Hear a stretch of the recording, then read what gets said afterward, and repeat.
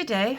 For this exercise, I developed a grade 11 life science lesson on biodiversity and classification of microorganisms, specifically focusing on diseases caused by bacteria, protists, fungi, and viruses.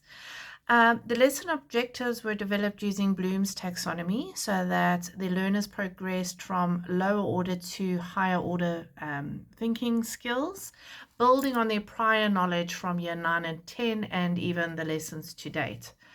So the first objective focused on identifying information. This links up with the remembering in Bloom's taxonomy. The second required the learners to compare different microorganism groups. This links up to understanding. And then thirdly, where they had to analyze disease scenarios. This linked up with analyzing and evaluating level in Bloom's taxonomy. My lesson was split into three sections: introduction, development, and consolidation. In the introduction, I used a Kahoot prior knowledge quiz. This just helped me to assess the learner's existing knowledge and perhaps any misconceptions that they might have that we need to fix prior to starting the new topic. Skills, it helped the learners to recall previous information, but also to connect previous learning with the new topic. Then in the development phase, the learners had to do a microorganism research challenge using Google Slides. Here they were split into groups where they had to research one microorganism and create a collaborative slide with their findings and then present that to the class. Skills learned here is collaboration, communication, as well as research skills, which just help the learners to compare the different microorganism groups and see what's different and what's similar. And then for the consolidation phase, they did a disease detective task using Padlet. This they could do at home, outside of the classroom.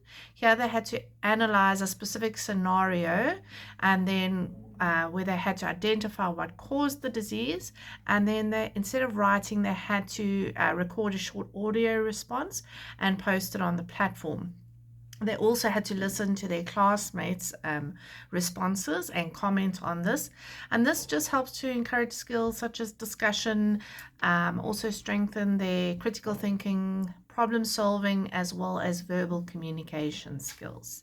So the ICT skills or tools that I used was the Kahoot, the Google Slides, and Padlet, and all of these tools help to promote engagement and collaboration, as well as giving immediate feedback throughout the lesson. Using the SAMR model, I felt that Kahoot falls under the augmentation because it helped to enhance the traditional quiz but with giving instant feedback and greater learner engagement.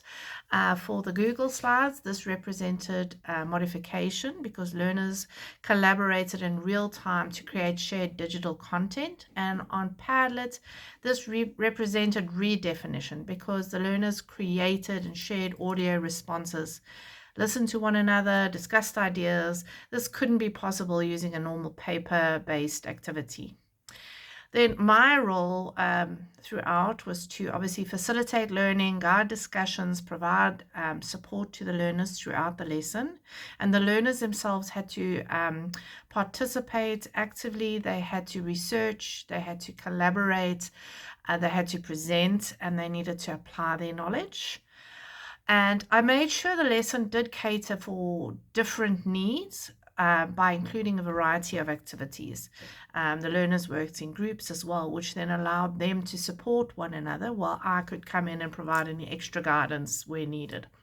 And then the more confident learners were encouraged to explore additional examples, ensuring that everyone then got challenged at an appropriate level. Overall, I think the lesson was great and was successful because the learners were engaged throughout and the activities were linked very closely to lesson objectives. If I taught the lesson again, I think it would include perhaps a short reflection at the end where learners could share one new thing they had learned and one question that they still had. And this would help me to identify any remaining misconceptions and guide my planning for the next lesson. Thank you.